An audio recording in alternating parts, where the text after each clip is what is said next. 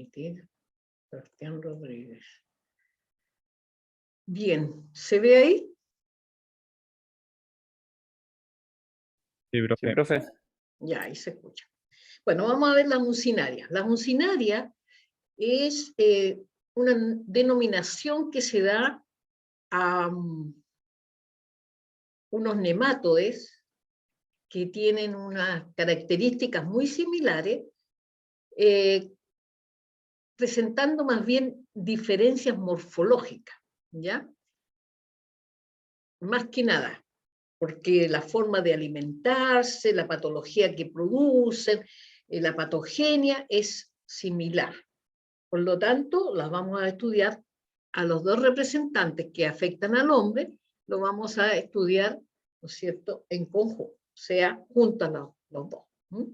Entonces vamos a empezar a ver esta funcionaria, ¿cierto?, en la cual ellos pertenecen a la clase Plasmidia, al orden Radiatida, a la familia Ankylostomatidae, ANSI también le dicen, ¿no? Género Ankylostoma, y también hay un género Necato. Por eso es que se habla de uncinarias, ¿no? Porque estos dos géneros pertenecen al mismo grupo y tienen cada uno su especie. Acá tenemos el Ankylostoma duodenal y el Necator americanus, que son los que nosotros vamos a estudiar. El Ankylostoma además tiene otras especies que afectan, obviamente, tenemos que el Ankylostoma caninum y el malayano, ¿no? Que no se encuentran afectando al hombre, por lo menos no en nuestra zona, ¿ya? Aquí vamos a ver estas generalidades que serían, ¿no es cierto?, qué es lo que ocurrió con esta especie. Las generalidades en el fondo de las uncinarias. Tenemos que, esto comienza se empiezan a llamar la atención en la mina de San Gotardo, en Suiza, donde los mineros empezaron a manifestar, ¿no es cierto?, mucha palidez de la piel, desgano, ¿no es cierto?, y se moría, ¿no?, sin saber por qué. Entonces comenzaron a estudiar y se descubrió de que era efecto de la presencia de un parásito, lo que le estaba causando en el fondo una anemia crónica, ferropriva, y era la causa de fallecimiento de estos mineros. Posteriormente, Loss, que es el mismo que describe el ciclo de Loss, describe la infección a través de la piel, es decir, descubre, ¿no es cierto?, que la puerta de entrada era la cutánea, ¿ya? Y además establece la ruta migratoria de las larvas, ¿ya?, que ingresan al huésped. En este caso, aquí vamos a ver que la forma infectante es una larva, es la larva filariforme. Entonces Loss describe esta infección, ¿no es cierto?, con lo cual ya se logra establecer, ¿no es cierto?, y además se establece que el hombre podía ser infectado o parasitado por dos especies, que era la especie de Necator americanus, cuyo apellido ya uno se da cuenta de que tiene mucha relación con la parte de América, y con el Ankylostoma duodenal.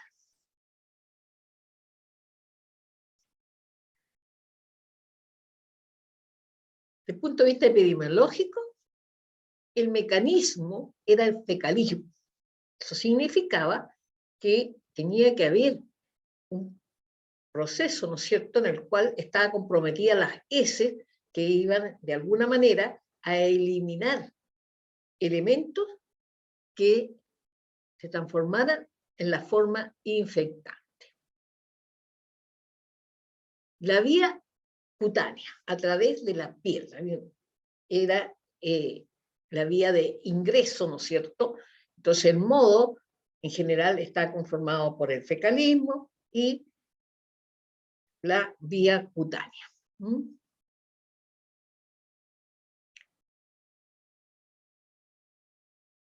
Y la forma infectante es la larva filariforme. No olvidar que cuando uno le pregunta la forma infectante, hay que colocar apellido. No pueden colocar larvas porque existen de otros tipos. Tienen que colocar larva filariforme. El hábitat va a ser el intestino delgado, especialmente en el yeyuno. ¿Y dónde se ve la prevalencia de esta parasitosis? En las regiones tropicales, subtropical y climas templados. Quiere decir entonces que está relacionado de alguna manera el ciclo de vida de este parásito con el medio ambiente. O sea, requieren algunos elementos necesarios del medio ambiente, como la humedad, la temperatura. Eso quiere decir que hay una etapa de su vida que va a realizarla en el medio ambiente. Aquí, para mostrar, ¿no es cierto?, lo que deja la primera señal, que uno lo puede aducir a muchas cosas, ¿cierto?, es esto que está aquí, que es la vía de ingreso, por donde ingresó la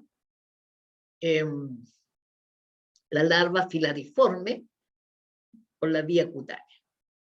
Bueno, ¿por qué mostramos un pie?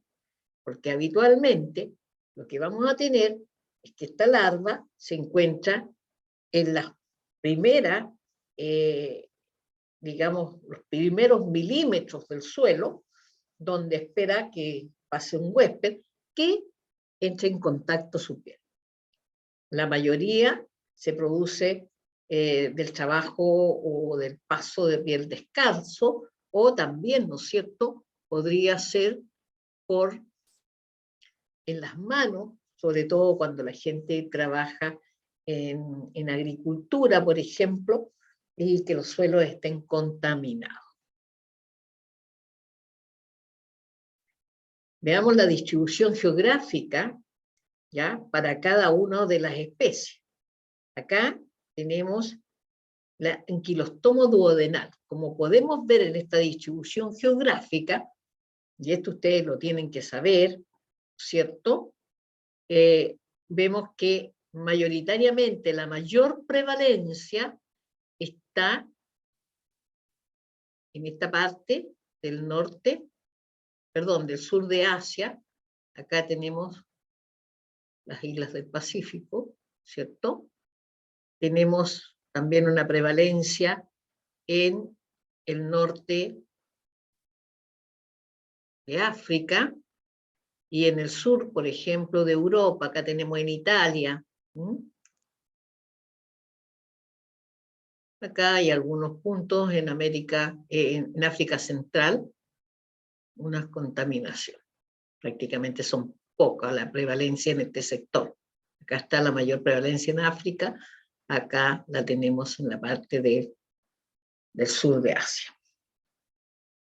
Y también tenemos presencia de anquilostoma en América del Sur. A manera de, podemos saber que nosotros en Chile tuvimos anquilostomiasis, digamos como una endemia, ¿no es cierto?, en las minas de lota, lo que era, digamos, en capas profundas de la tierra. Los mineros de lota sufrieron de anquilostomiasis o mucinariasis, cualquiera de las dos formas está bien dicho, ¿no es cierto? En esa época, esto duró hasta el año 1945, por lo tanto, en esa época los mineros trabajaban, ¿no es cierto?, con ojota, a dorso desnudo, muy poco protegido, por lo tanto era fácil que se pudieran contaminar, ¿no es cierto?, por las vías cutáneas para ingresar estas larvas filariformes, que además tienen una duración importante de vida, ¿no? No tienen corta vida. Ya vamos a explicar cuánto es lo que van a dar. Ahora, como vemos en el mapa, ustedes pueden ver, ¿no es cierto?, el Ecuador, trópico de Cáncer, trópico de Capricornio, o sea, las regiones subtropicales y templadas, ¿no?, donde se está Europa, un clima templado. No ven acá en el norte ni los extremos sur, porque las temperaturas no lo van a acompañar. Entonces podemos decir que la distribución geográfica de este parásito está en el norte de África, en el sur de Europa, en el Mediterráneo, ¿cierto? Esta parte de aquí, Mediterráneo, y norte de Asia, hacia arriba, ¿no? En el norte de Asia.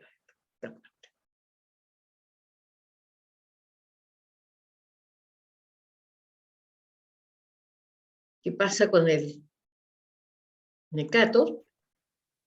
El Necator americano tiene una mayor prevalencia, como pueden ver ustedes, afecta, igual que el anquilostoma, que vamos a entonces a encontrar las mismas especies, ¿cierto?, como en la anterior, ¿cierto?, Asia, es una parte de Australia. Después tenemos acá, no está en el norte de África, sino está en la zona central y una parte del sur de África. Y la diferencia con el anterior, que hay una alta prevalencia en América del Sur, América Central, y una fracción, ¿no es cierto?, del sur de Estados Unidos. Esto es la parte de Florida, están las islas, ¿no es cierto?,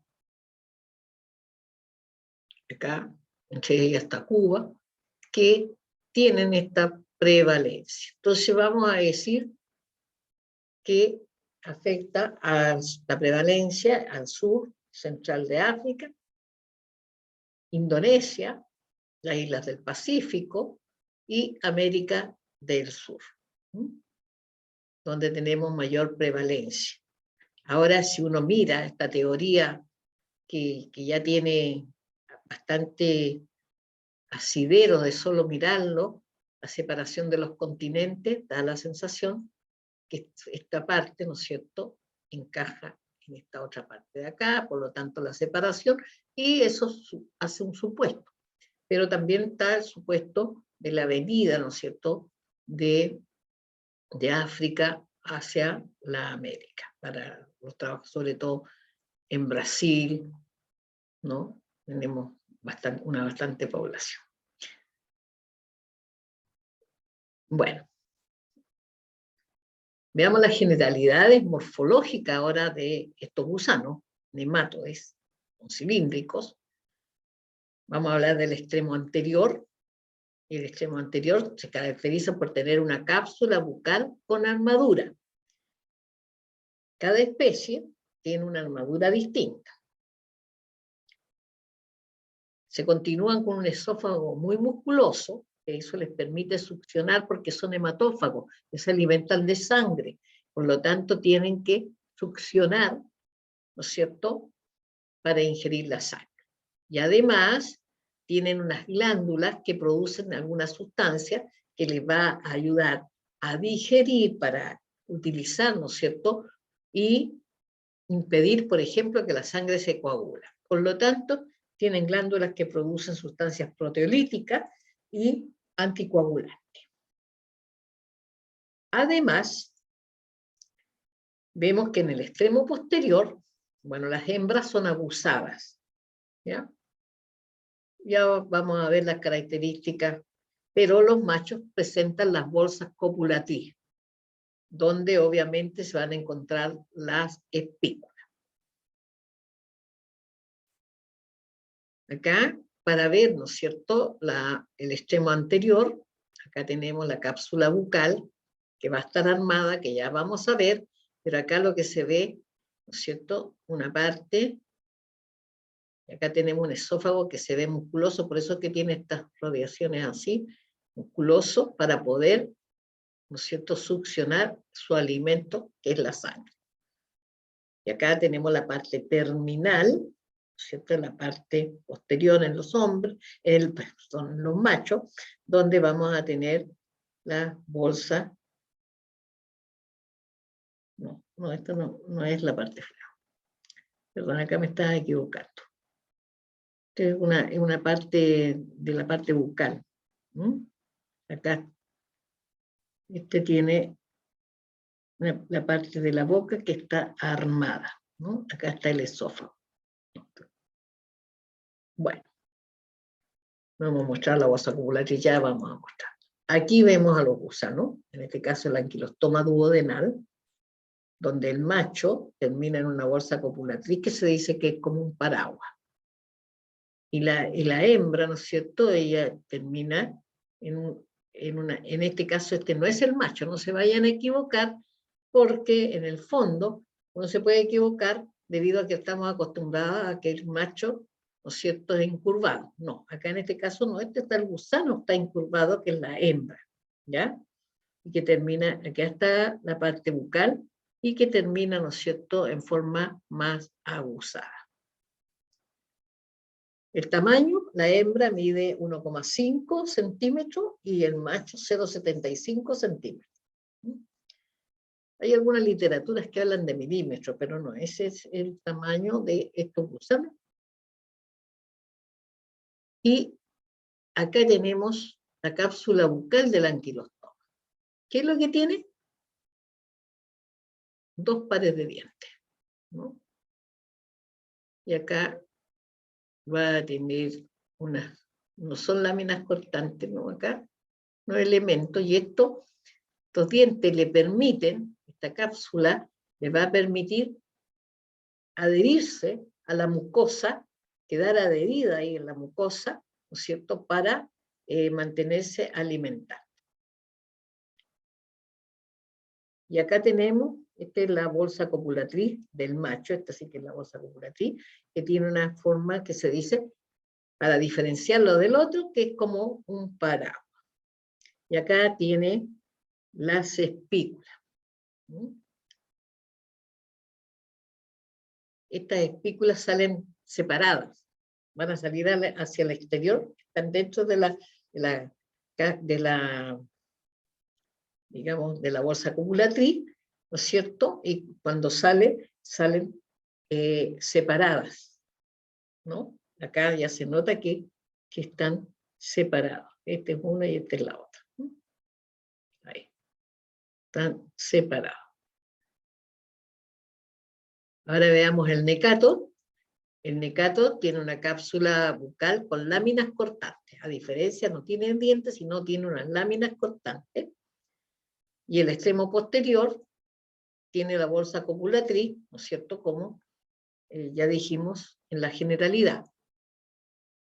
Acá tenemos, ¿no es cierto?, las láminas cortantes. Esta es la cápsula bucal que tiene el necato americano. Acá lo vamos a ver. Ahí está, sus láminas cortantes. ¿Ya? Esta es la terminación de la hembra, también usada, ¿cierto? Esta es la cápsula bucal. Aquí está, obviamente, el esófago, que es muy poderoso. Y acá tenemos la bolsa copulatriz del macho, ¿no es cierto? Que acá es como un verdadero saco. Verdadero saco. Y, si ustedes se fijan, acá las espículas emergen juntas, paralelas, en forma paralela, siguen un camino paralelo. Son diferencias morfológicas que tienen, en el fondo, estos gusanos. Este es el huevo que ya lo vamos a ver en detalle. ¿Cuánto mide? Estos son más chicos. La hembra mide 1 centímetro y el macho 0,5. Esto es centímetros de largo, ¿no? Por si acaso, porque también hay que ponerle el apellido. Y acá tenemos la bolsa copulatriz, ¿no? Y podemos ver, ¿no es cierto? Acá está la espícula. Porque acá también está la cloaca, también está la cloaca, digamos, para la eliminación de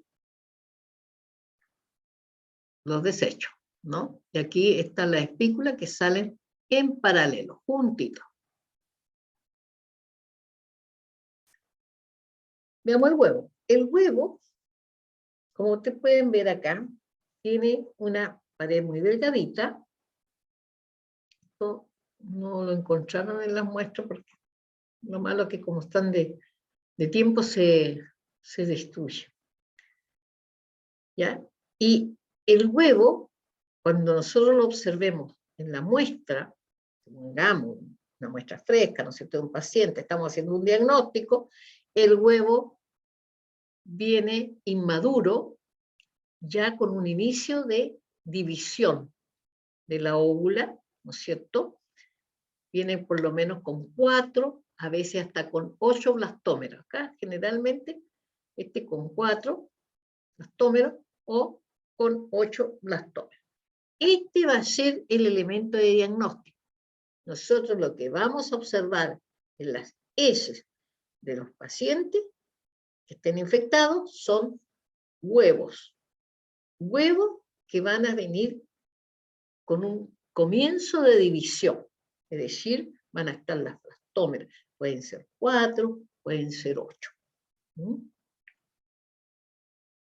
¿Cuánto miden los huevos?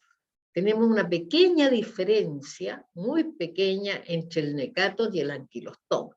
El necato tiene 70 de largo y el anquilostoma de 60 de largo y tienen el mismo ancho, en la parte más ancha, 40.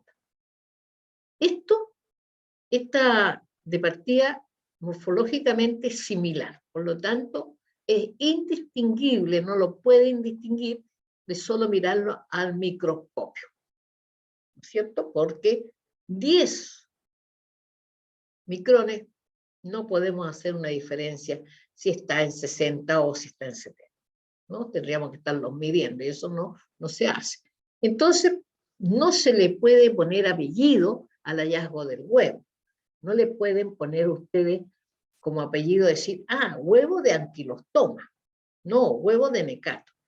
Lo único que pueden hacer es colocar, ¿no es cierto?, huevo de uncinaria. Porque no pueden colocar de anquilostoma espécimen ni de necato de especie. Porque no es que haya otro necato, ¿no?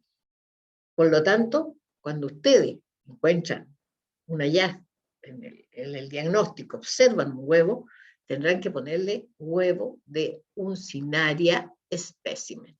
Ahí sí que tiene que ir el espécimen. ¿Por qué? Porque cualquiera de las dos, ¿no? Y acá tenemos una muestra cuando ya sale, ¿no es cierto?, con una mayor, tiene 8.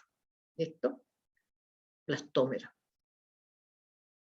Y que está, ¿no es cierto? Acá ustedes observan que no hay blastómeras, las blastómeras son más grandes, ¿no? Que es la óvula granulosa, que generalmente sale así. Ahora, ¿qué características le encuentran al huevo? El huevo es elipsoidal, ¿no es cierto? Ovalado, y hay siempre se observa, ¿no es cierto?, una diferencia entre lo que está la óvula, ¿no es cierto?, acá, lo que está en la blastómera, con las paredes del huevo, ¿no? Dejan un espacio que además no se tiñe, no toma la tinción.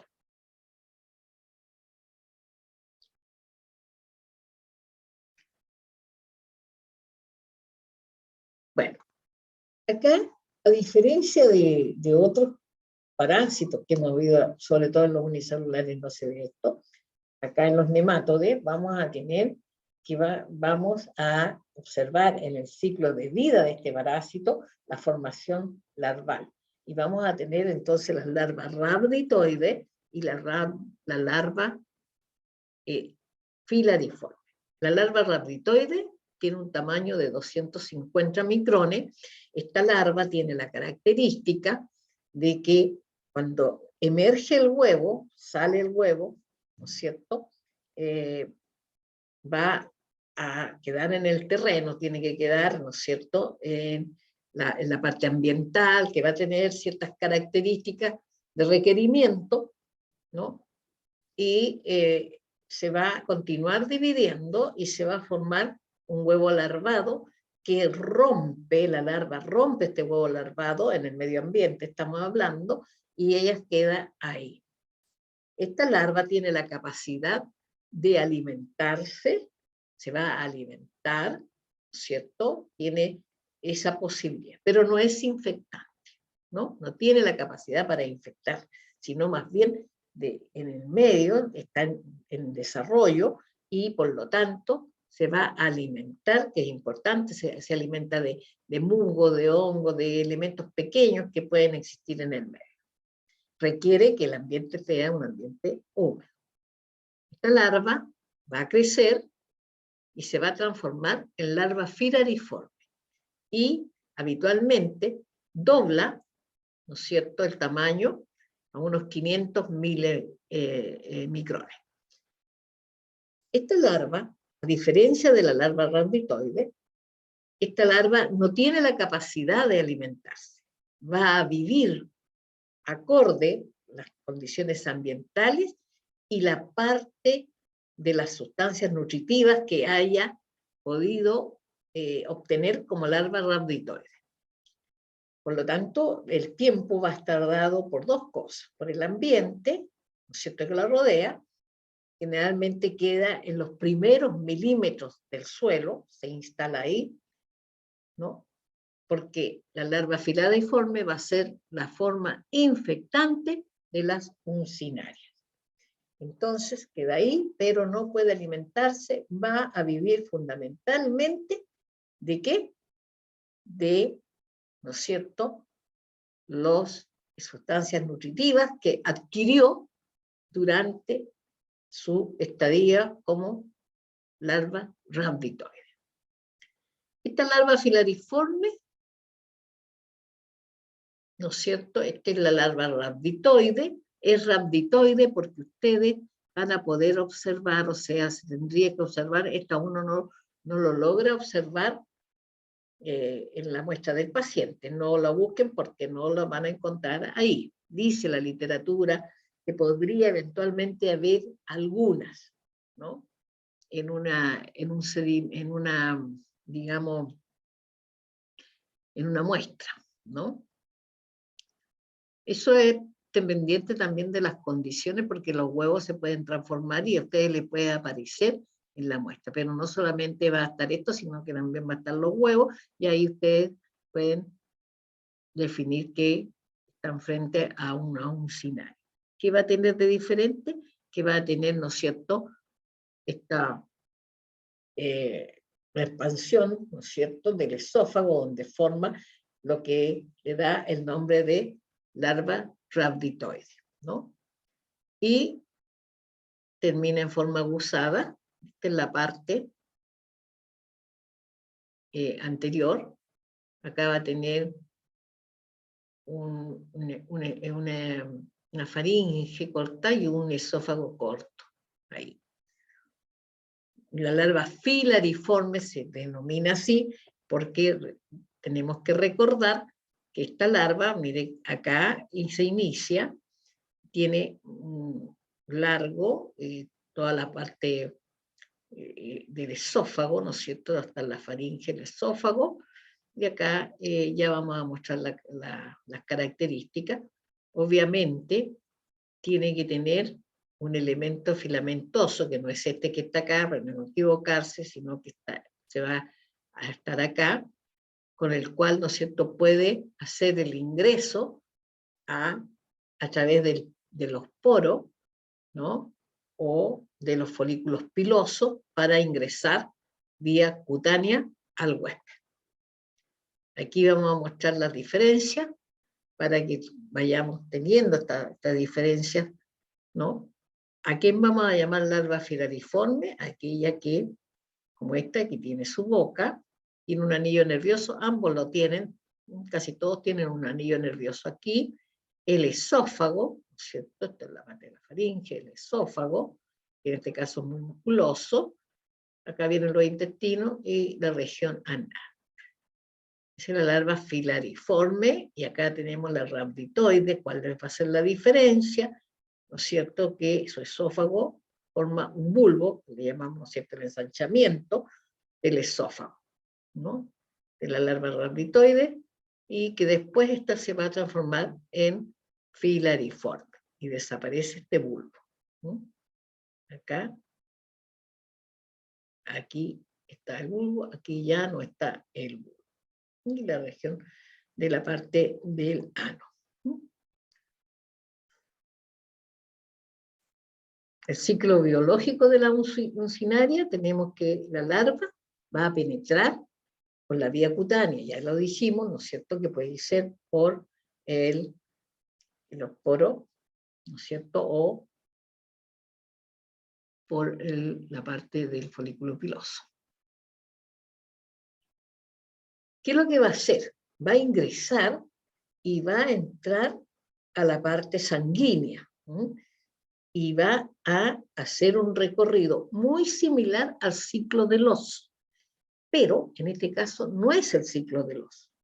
No se le llama ciclo de Loos porque cuando nosotros hablamos del ciclo de Loos, comienza en un lugar y termina en ese lugar. Aquí comienza, ¿no es cierto?, el ingreso por la vía cutánea, ingresa al torrente circulatorio y va a ir, obviamente, al corazón, sistema, va a pasar, va a llegar a los pulmones, ¿no es cierto?, va ahí, va en la larva, una larva pequeña, ¿no es cierto?, y va a llegar a la parte respiratoria, donde se va a oxigenar lo suficiente, va a pasar al tracto digestivo, ¿no es cierto?, porque va a subir, y una vez que llega por la laringe, ¿no es cierto?, va a continuar su viaje hacia la faringe, de tal manera de ser deglutida, y de esa manera, ¿no es cierto?, va a llegar al tubo digestivo.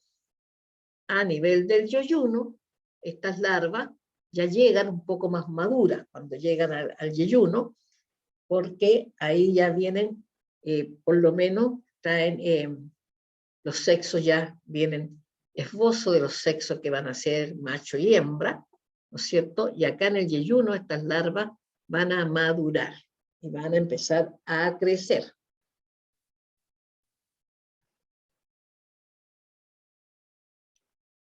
Y se van a transformar en gusanos adultos que se van a adherir, ¿no? Aquí las larvas se van a adherir en la mucosa del intestino y ya se empiezan a alimentar de sangre, ¿no? Los gusanos van a estar adheridos y se van a alimentar de la sangre por la succión que van a hacer, y simultáneamente eliminan, ¿no es cierto?, por ejemplo, las sustancias de anticoagulante para que la sangre no se coagule, ¿no es cierto?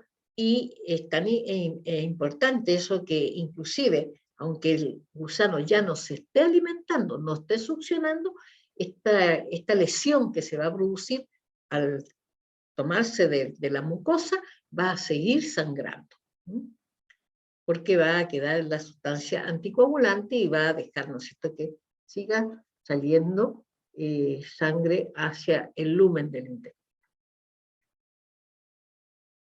Se va a producir la cópula de adulto, ¿cierto?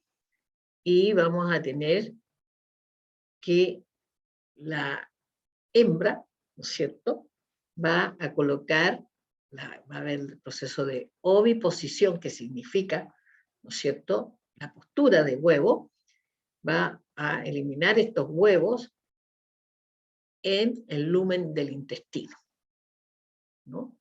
Estos huevos van a ser inmaduros y van a salir al lumen intestinal y van a ser arrastrados hacia, ¿no es cierto?, de tal manera intestino grueso y salir en las heces hacia el exterior. Quedando en el exterior, ¿no es cierto?, en un ambiente, obviamente estamos hablando de quienes defecan a campo abierto o que tienen letrinas, ¿no es cierto?, que obviamente las heces caen al agua y riegan los terrenos, ¿no es cierto?, donde van a quedar estos huevos, si las condiciones son adecuadas, como tener una temperatura de 17 a 35 grados Celsius, o esa cantidad, en 24 horas estos huevos van a madurar. Pero tiene que estar esta condición de esta temperatura y que también el suelo esté húmedo. Una vez que madura, ¿no es cierto?, es decir, genera la larva en el interior, esa larva va a destruir el huevo y se va a salir y vamos a tener entonces la larva rhabditoide. Esta larva rhabditoide lo que va a hacer, como ya dijimos, se va a alimentar, ¿no es cierto?, va a ir creciendo, va a hacer mudas de piel, porque para crecer tiene que hacer mudas de piel, y se va a transformar más o menos entre 5 a 6 días en larva filariforme,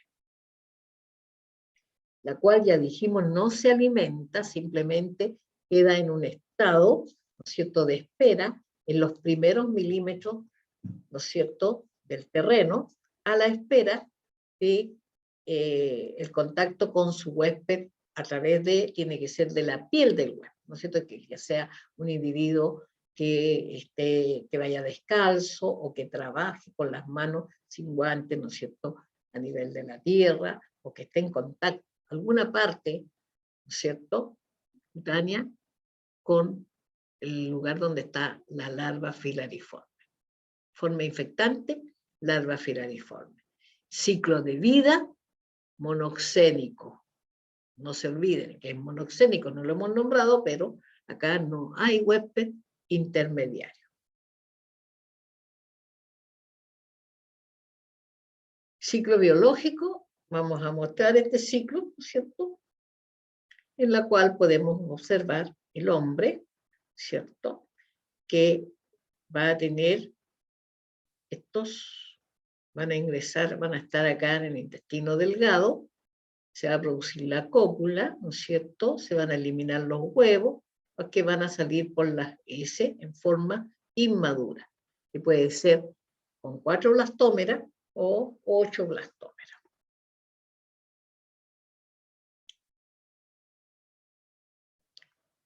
Y ahí vamos a tener estos huevos en las heces que van a salir hacia el exterior.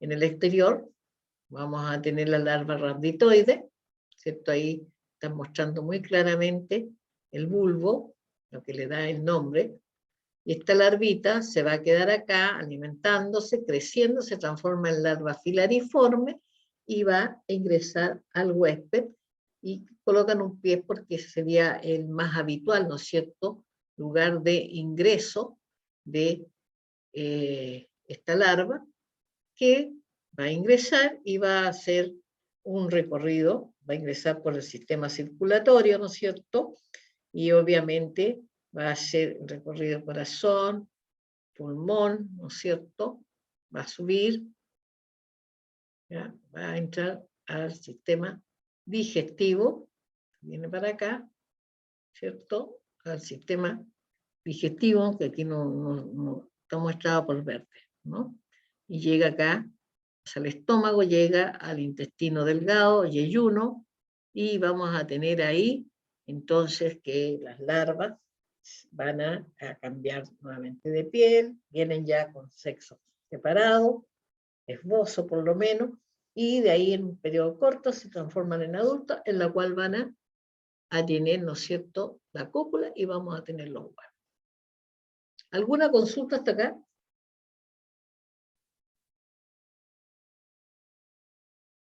¿No? Ya.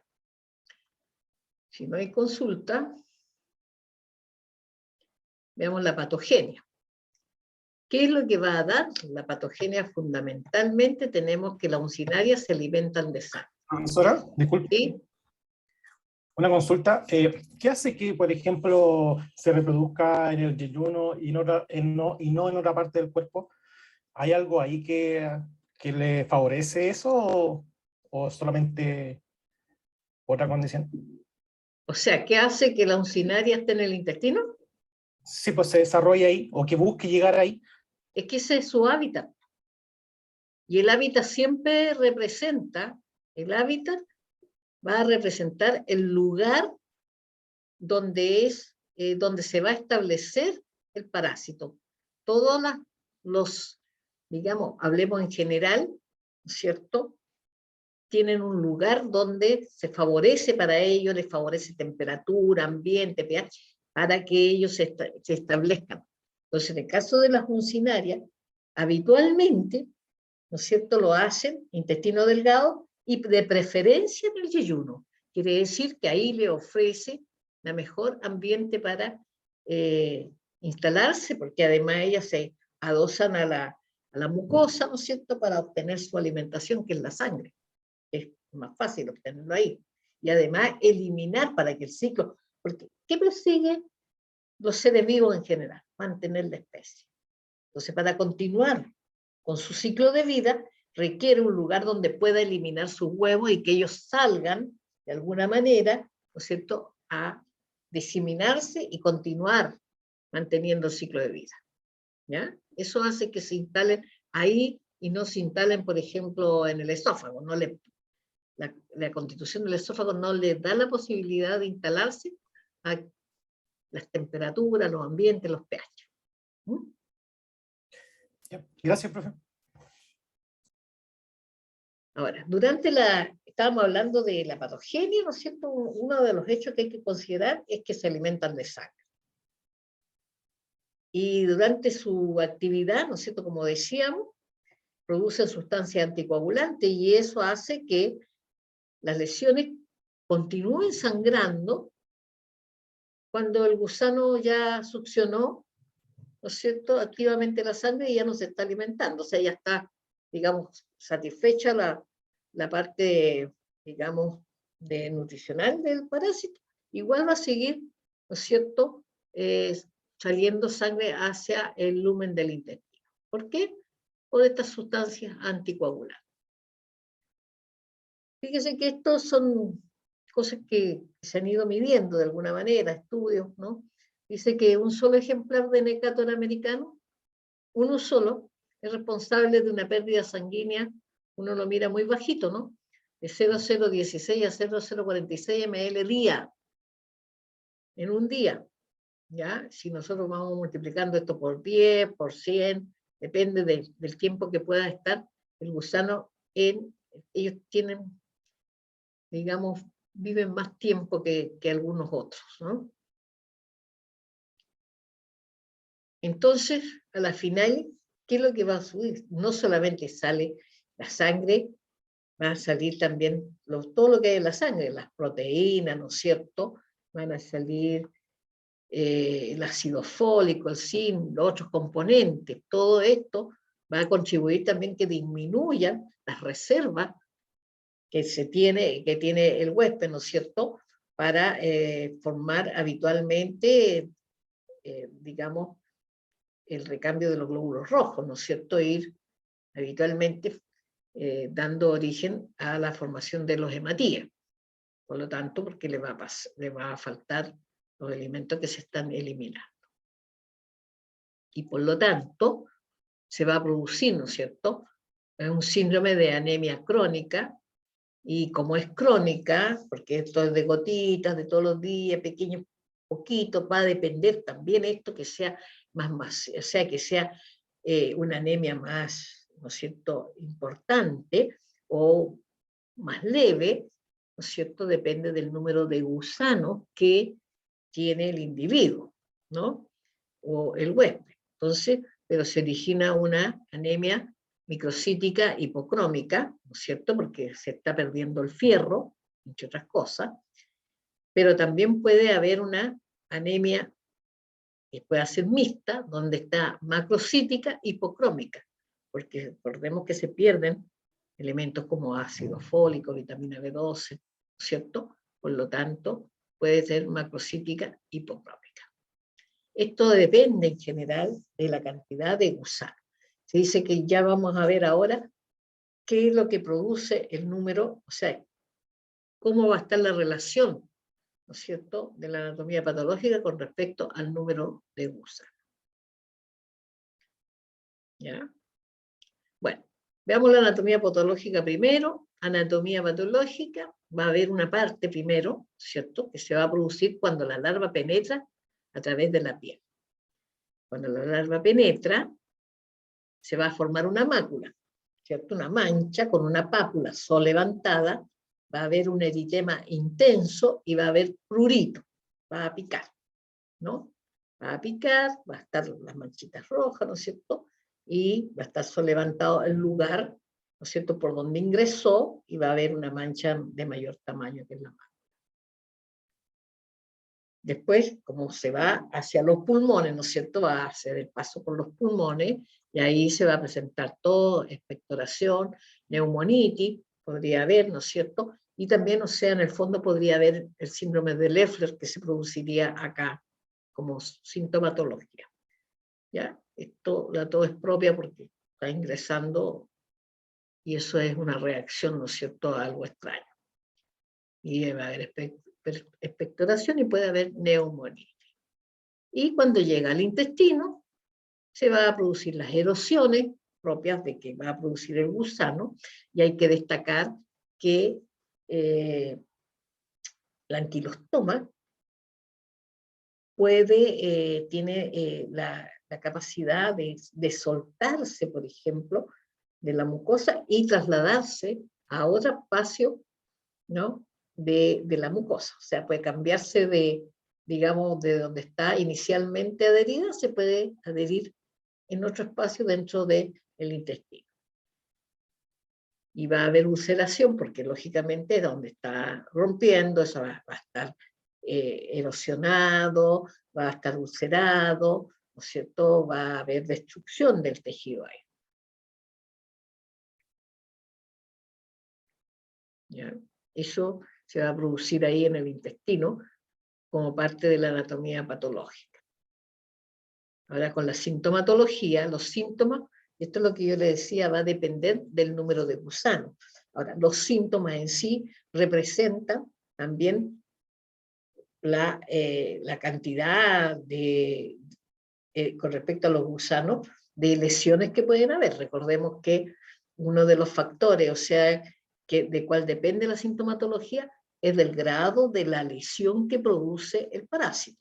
Entonces, el grado de la lesión va a depender del número de gusanos.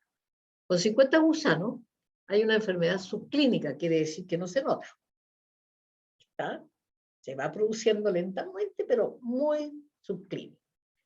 Ya cuando son sobre 50, 125, ya empieza una enfermedad clínica, ¿no es cierto?, en que ya se empieza a notar, y con 500 es una enfermedad grave. Ahora, ¿cómo saber cuántos gusanos hay? Obviamente que aquí se hace importante el recuento de huevos.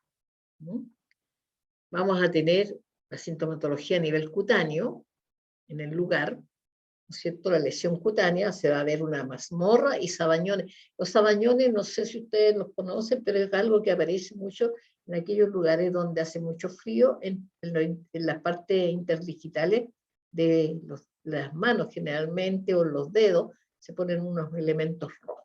Se refiere un poco, ¿no es cierto?, a esa mácula que aparece con ese levantamiento. Ese es lo que se produce, y va a haber urticaria, ¿no es cierto?, y prurito, ¿cierto? La urticaria, que son los granitos que van a estar ahí, ¿no es cierto?, y el prurito. En lo digestivo va a haber dolor epigástrico, vómito, náusea, y puede haber diarrea. ¿Ya? Cuando uno pregunta por signos, sintomatología, uno tiene que explicitar, porque no pueden poner diarrea. porque no siempre va a haber diarrea. Entonces tiene que ser, puede haber diarrea. ¿Ya? O diarrea ocasional. Puede haber, ¿no?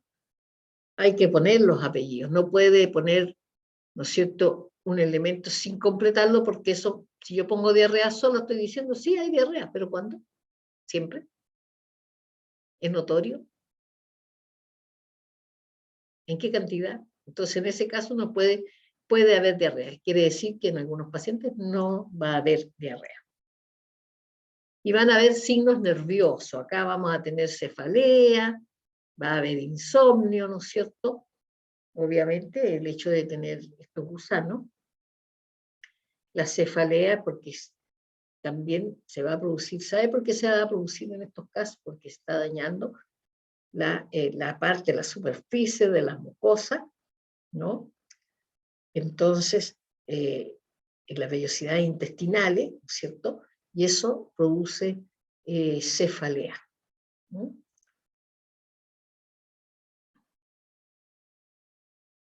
Acá para mostrar los gusanos, no son chicos, ¿no? Pero ahí están, tomados de la mucosa intestinal, ¿no? Que puede haber algunas erosiones inclusive, ¿cierto? Acá. Ahí hay otro, ahí están los gusanos tomados desde su cápsula bucal a la mucosa, ¿cierto? Y acá se va a enfrentar, entonces, esto va a hacer que absorban como ya dijimos, la sangre y se produzca una anemia. La anemia va a traer consigo una debilidad, que son características propias, estos son signos de la anemia. La anemia en sí también va a mostrar su signo, entonces vamos a tener debilidad, palidez de la piel, ¿no es cierto? Va a haber falta de ánimo, el corazón hipertrofiado, ¿no? Porque obviamente tiene que compensar de alguna manera la falta que vamos a tener de la anemia, la disnea, el pulso rápido, y vamos a tener heces viscosas y alquitranadas. Es decir, es la sangre que se elimina, ¿no es cierto?, por la misma erosión, como ya dijimos, el anticoagulante, que los mismos parásitos, ¿no es cierto?, eliminan ahí en el lugar donde están, y va a hacer la salida, y pueden salir las heces viscosas y alquitranadas. Obviamente que estos signos ya sabemos que se ven cuando, ¿no es cierto?, estamos más arriba de 50 gusanos, ¿no? Porque el otro no se va a notar. La anemia va a ser una crónica muy leve cuando hay 50, porque es subclínica, ¿no? En las otras ya vamos a tener la sintomatología que va a depender de la cantidad de gusanos. Y hay perversión del apetito, ¿no? Acá es la perversión del apetito. Esto sucede siempre cuando hay una anemia generalmente crónica, ¿ya? Ferropriva, en que comen tierra, porque el organismo es capaz, ¿no es cierto?, de llevar hacia lo que supuestamente hay fierro. ¿Dónde hay fierro? En la tierra hay fierro. Entonces comen tierra. Esa es la perversión del apetito que se puede ver por la anemia. El diagnóstico, vamos a tener diagnóstico clínico, las manifestaciones cutáneas, pulmonares e intestinales, ¿no? Eso va a poder ver el médico, por las manifestaciones que tenga, por los problemas pulmonares que presente e intestinales. Y en el laboratorio, el diagnóstico va a estar dado seriado parasitológico de deposición, al cual es conveniente aplicarle además el método de flotación, de huevos liviano, y se recomienda para este parásito el método de Willis y de Faust, cualquiera de los dos, ¿no?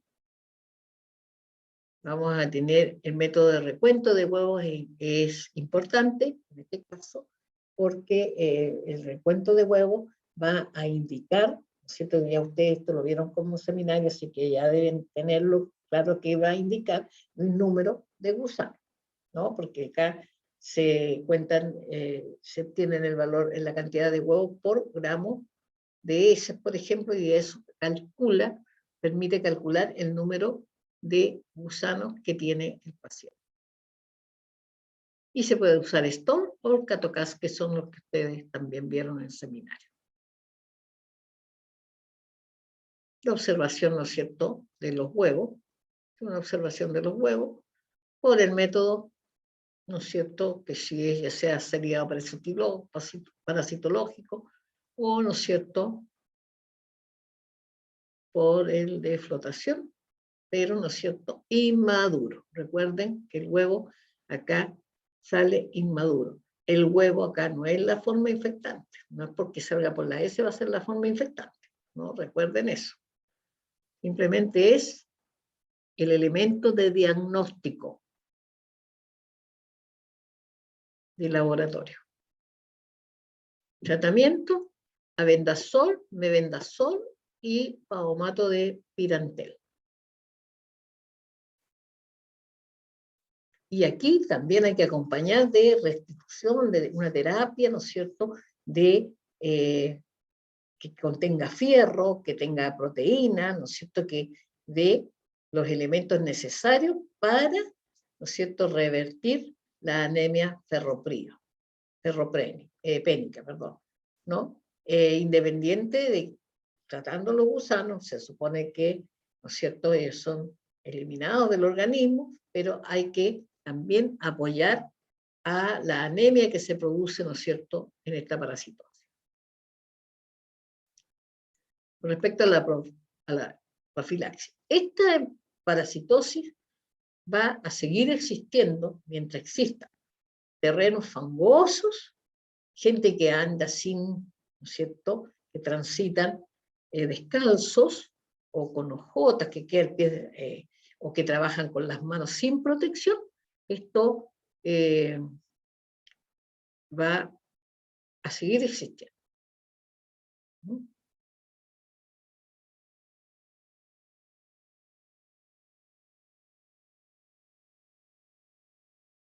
¿Cierto? Por eso, eliminación sanitaria de las excretas, no a campo abierto, protección de individuos con mayor riesgo, que son aquellos que trabajan, por ejemplo, en la zona agrícola, o que han trabajado en las zonas mineras, por ejemplo, ¿no es cierto?, como fue, por ejemplo, acá en Chile, en Lota, ¿no?, en que no se trabajaba con ningún tipo de protección. Tratamiento de los infectados, ¿no es cierto?, obviamente, para que no sigan eliminando los huevos. Y la educación sanitaria, que siempre está dentro de las medidas profilácticas. Eso sería con respecto a este nematodo.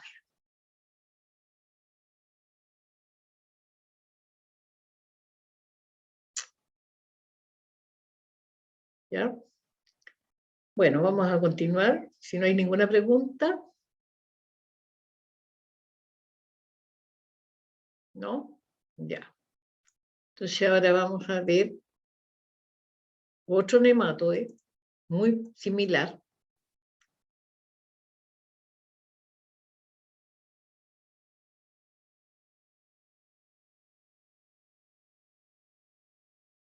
Que produce la estrongiloidiasis. Aquí la estrongiloidiasis es producida por un nematodo bien pequeñito, que es el Strongyloides stercolaris. Yo acá siempre tengo un cuento de una vivencia. Nosotros no sabíamos, por ejemplo, que en Chile teníamos la presencia del Strongyloides. El primer hallazgo que se hizo fue acá en Arica, en el hospital, por un colega, Jaime, que él le tocó atender los exámenes, le tocó realizar los exámenes a una paciente que venía del Valle de Utah, que estaba embarazada, que sufría mucha diarrea y no le descubrían lo que era. Y lo único que encontraron en una de las muestras, una larvita, pero no se conocía de qué larvita se trataba, ¿no? ¿Por qué estaba ahí? ¿Qué es lo que era? El colega siguió investigando y viendo y como unas muestras y aparecían estas larvitas que tenían una característica bien especial. Era una larvita rhabditoide y por lo tanto finalmente lograron concluir de que era un Strongyloides estercolar. De hecho, el colega en uno de los congresos llevó varias muestras para repartir a algunos colegas, ¿no es cierto?, de la zona de la región metropolitana, otros del sur, que le pidieron, ¿por qué no la conocían? ¿No? Porque no se sabía que tenían nosotros la presencia de esta larva acá en Chile, por lo menos aquí en Arica, ¿no? Así que por eso yo lo nombro, porque sucedió su hallazgo acá y le puede suceder a cualquiera de ustedes trabajando, encontrar, ¿no es cierto?, algo que no lo tienen dentro de la parte habitual, y de esa manera se logran establecer. Este fue un hallazgo en el fondo. Bueno, la estrongiloidiasis es una infección que es producida por un pequeño nematode del género Strongyloides. Es común de las zonas tropicales, capaz de producir un cuadro digestivo o generalizado de curso crónico con pronóstico variable. De curso crónico, como yo le decía, está embarazada y empieza por esas diarreas y no podían solucionarle el problema, quizás cuánto tiempo lo tenía. Ahora dice zona tropical, nosotros no somos zona tropical, lo que pasa que la paciente no era chilena, no, era de Bolivia y trabajaba en el Valle de Utah. Bueno, sigamos. ¿No es cierto? Entonces tenemos este gusanito, que es pequeño, pero que es bien importante. La taxonomía clase Cernetea, su clase Rhabditidae, la misma clase, ¿cierto? Del orden Rhabditida, de la superfamilia Rhabditoidea, de la familia Strongyloideae, y tenemos la especie Strongyloides estercolaris. Ustedes saben que acá lo que me interesa es de acá, ¿no? Para ubicar. Aquí vamos a tener, desde el punto de vista epidemiológico, que el hábitat es la mucosa y submucosa del intestino delgado. ¿Eso qué le está diciendo? Que el parásito guarda relación con el ingreso hacia la mucosa y submucosa del intestino delgado, ¿ya? Y también del grueso, ¿ya? Es decir, tiene el hábito en el fondo, podemos decir, del intestino. Delgado y grueso. ¿Dónde? Mucosa y submucosa. Hay que especificar cuando uno pregunte el hábitat, ¿no? Las fallas en las pruebas que hemos tenido es eso. No especifican. Mucosa y submucosa del intestino delgado y grueso. Y también puede invadir eventualmente, quiere decir que puede, que no es habitual, pero eventualmente podría invadir el conducto pancreático, como intestino delgado, y biliar, ¿no? Está cercano ahí duodeno, ¿no? Y puede entonces invadir hacia allá. La vía de infección es transcutánea, es decir, a lo que acabamos de ver. Transcutánea, ¿no?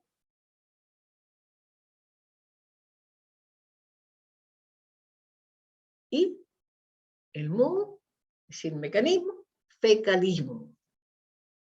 El mecanismo es fecalismo.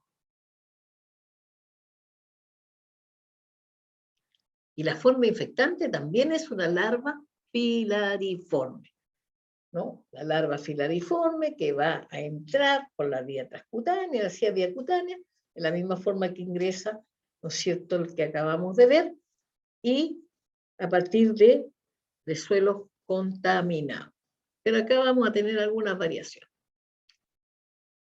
La distribución geográfica tiene que estar en las zonas, ¿no es cierto?, de Centroamérica, Sudamérica, África y Asia. Y si yo mostrara el mapa, tendría que estar en la zona tropical y subtropical, ¿no? Porque ahí está lo que requiere para esta larva, mantenerse. En realidad es la larva en el medio ambiente.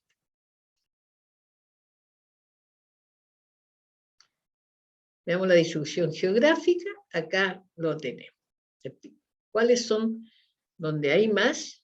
Tenemos, por ejemplo, ¿no es cierto?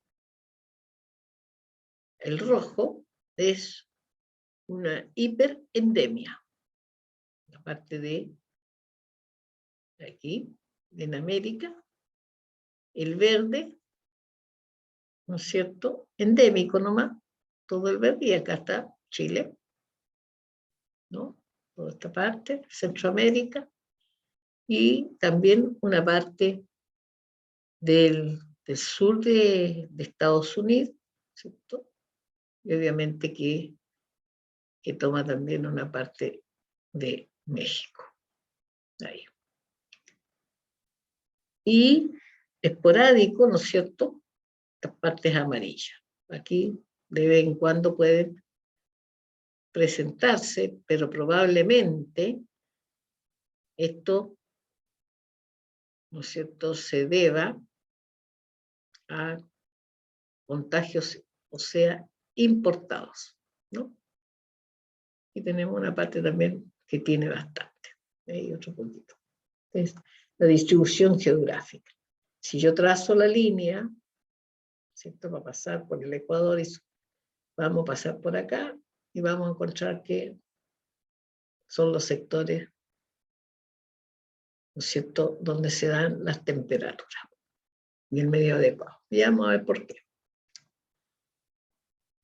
Hiperendemia, endemia y esporádico. De vez en cuando pueden aparecer casos. Generalmente son importados.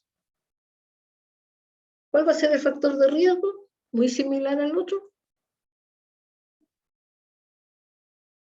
Los pies desnudos o las manos, porque entran por vía cutánea. Es la piel en contacto con el suelo, ¿no? Y por los pies generalmente, lo que mostramos también para el otro, que es lo mismo, son estas cositas que están acá, que es por donde entró, obviamente, la forma infectante, que es la larva filariforme. Las generalidades tenemos, el ciclo es monoxémico, es decir, no hay, ¿no es cierto?, acá, huésped intermediario, hay estadios larvarios y adultos libres en el medio exterior. Aquí vamos a encontrar algo distinto. Aquí vamos a encontrar estados, ¿no es cierto?, de larvas y adultos libres en el medio exterior, libres, vida libre. Va a alternar, acá vamos a tener que este gusano puede alternar vida libre con la vida parasitaria. Porque estar en el medio ambiente no es vida parasitaria. O sea, no es ser un parásito, está en vida libre. Y tenemos que va a haber también migraciones larvarias en el huésped, ¿ya? Es decir, que se pueden movilizar. Y la transmisión, como ya dijimos, transcutánea.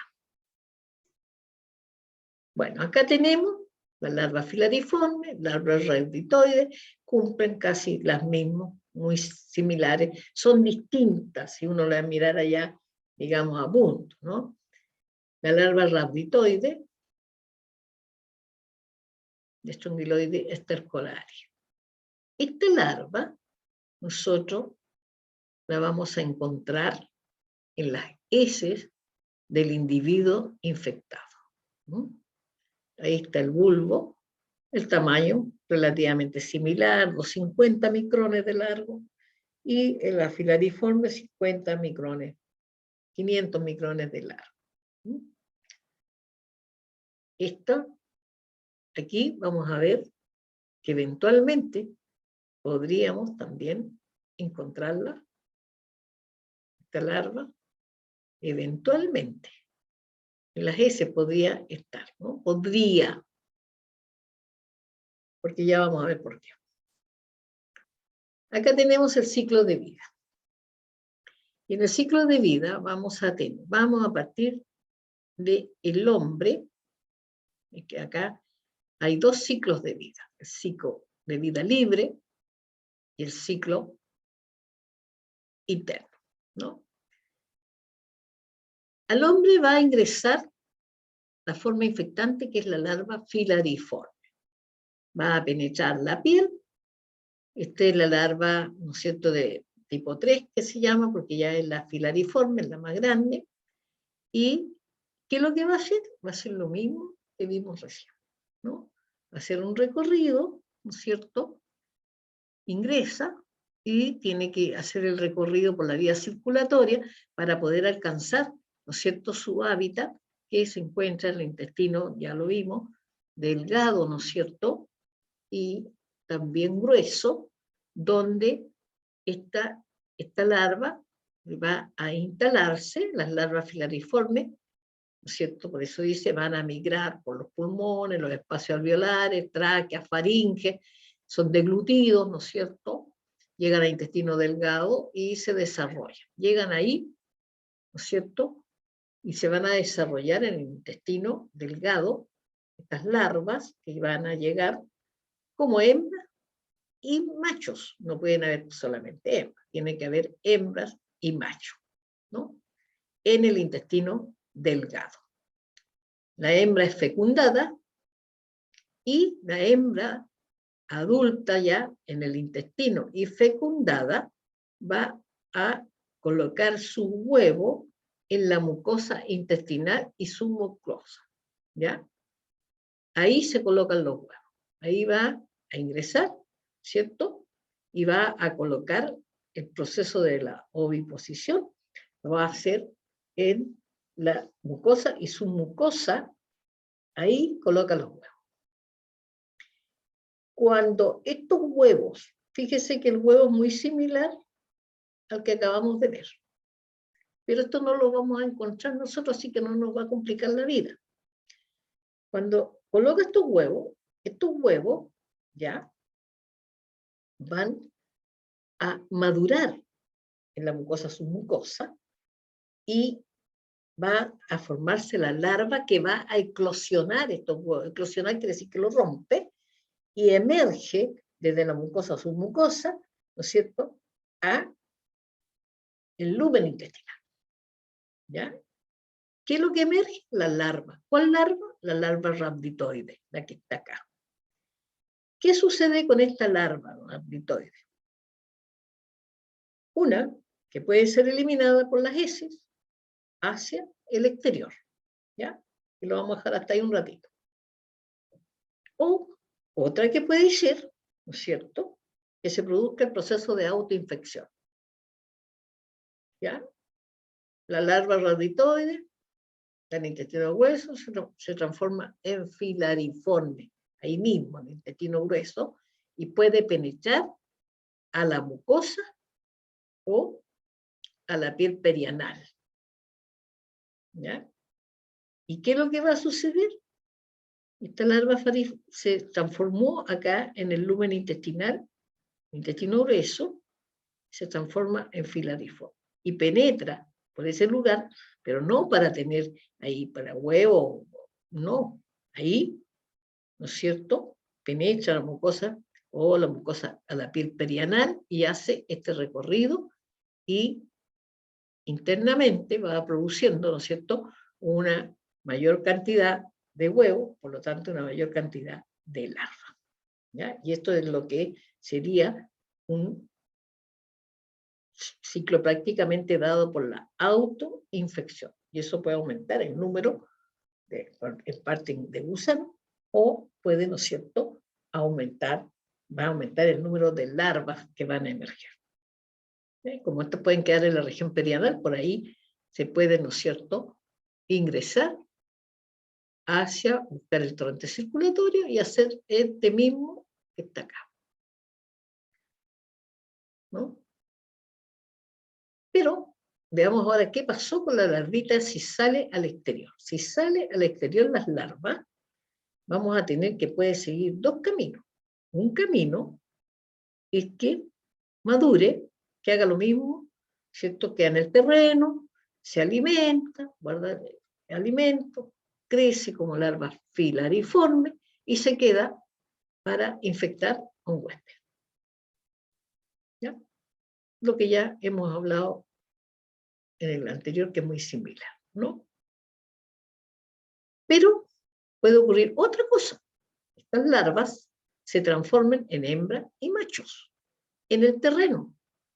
No pasen de filariforme acá, sino se transformen, generen, ¿no es cierto?, desarrollo de forma de vida libre, hembras y machos, de tal manera que esto se produce cópula y la hembra fertilizada elimina los huevos en el terreno, en este caso en el medio.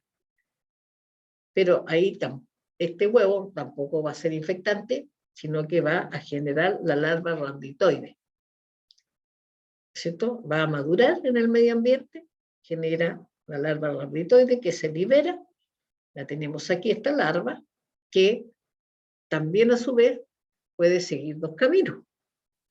Puede desarrollar simplemente la larva filariforme o puede volver a generar nuevos adultos, hembras y machos, no la larva, sino varias larvas. Recordemos que no va a ser un solo huevo, van a ser muchos huevos, van a quedar prácticamente juntos. Acá, y producirse de nuevo la fecundación, ¿no es cierto? Y llevar a producir los huevos, larvas rhabditoides que puedan quedar. Se dice, van cambiando las cosas, ¿no?, de que esto era como ciclos alternados, es decir, que alternaba, ¿cierto? Se producía acá, pero esta ya se venía para acá, se iba a formar larva filariforme, ¿no? Y cuando formaba esta larva, era en la primera vuelta, ya salía esta, ya no formaba, sino que era como alternado. Pero eso no es 100%, o sea, hay quienes dicen que esto se puede mantener, ¿no? Y así es el ciclo, es algo distinto.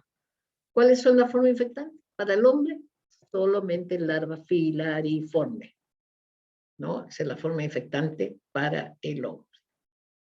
¿Ya? La patogenia, bueno, la patogenia la va a dar las hembras partenogénicas y las larvas en la mucosa del intestino delgado y también del grueso, ¿no es cierto? Porque se diseminan ahí, ¿no es cierto?, en el parénquima, y pueden inclusive invadir el parénquima hepático, digamos, ¿no es cierto?, y pulmonar. Pulmonar sabemos que no puede porque sí, ¿no es cierto?, tenemos las larvas que cuando ingresen van a irse a dar su vuelta por la parte pulmonar. Y el hepático porque lógicamente el intestino delgado duodeno ahí tienen para invadir hacia el hígado. ¿Qué puede producir la patogenia dependiendo del número, ¿no es cierto?, de esto? Grave gastroenteritis, sobre todo si son inmunodeprimidos. ¿Ya? Puede producir en inmunodeprimido con una diseminación larvaria sistémica, es decir, que pueda invadir varios sistemas, ¿no?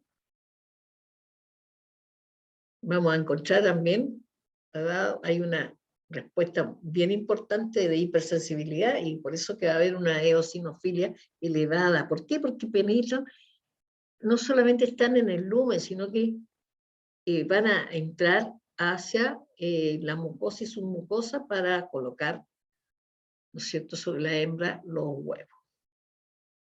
Acá, un corte de intestino delgado, esto que vemos aquí, eso que está aquí, eso que está acá, son las hembras en el fondo, ¿no es cierto?, de estrongiloides estercolarios.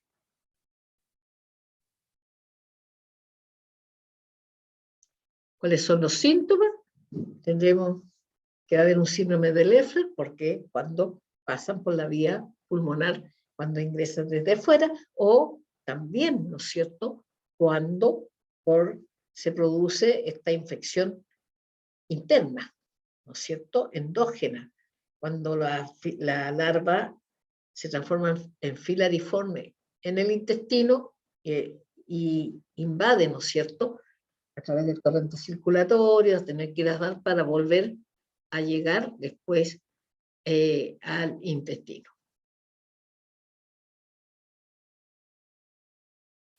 La eosinofilia, dolor abdominal, va a haber diarrea, compromiso del estado general.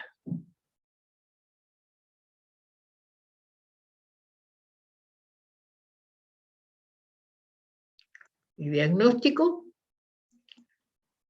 bueno, se va a sospechar en pacientes que provienen de zonas endémicas, obviamente, donde está el gusano, que esté con dolor abdominal, que presente diarrea, porque acuérdense, de acuerdo al número, presenta una gastroenteritis bastante importante, y que además, a través del hemograma, o del recuento, ¿no es cierto?, absoluto, podamos encontrar una eosinofilia muy elevada, ¿no? De ahí que ese recuento absoluto de eosinófilos. Y en el laboratorio, sería parasitológico de deposición, en la cual, ¿no es cierto?, el hallazgo de diagnóstico va a ser la observación de larvas rhabditoides. ¿Ya? Larvas rhabditoides van a aparecer. Porque si bien es cierto, en el anterior, ¿cierto?, en la mucinaria, había larvas rhabditoides también, no aparecen en las heces, ¿no? Entonces aquí no podemos decir que el huevo, porque tampoco va a aparecer. Y el huevo es similar. Si alguien los confundió, no se pueden confundir con el huevo. Ustedes ni siquiera pueden pensar, si encuentran un huevo, va a ser mucinaria, ¿ya? No pueden pensar en estrongiloides.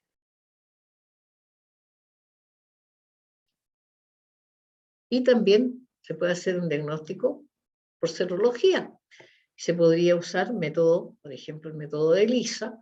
Se puede hacer serología también, ¿no es cierto?, como las larvas salen hacia el intestino, se pueden hacer también antígenos a nivel de las heces.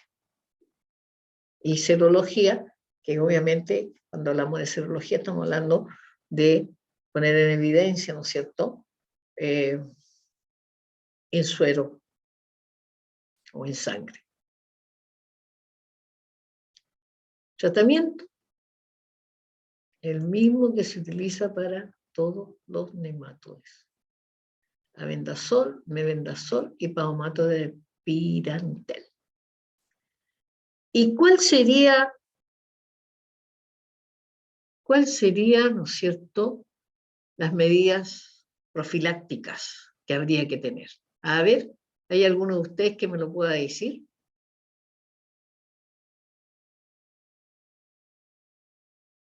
Las heces, lo que se recomienda básicamente para todos los parásitos. A ver, espérate un poquito, ¿ya? Al tiro.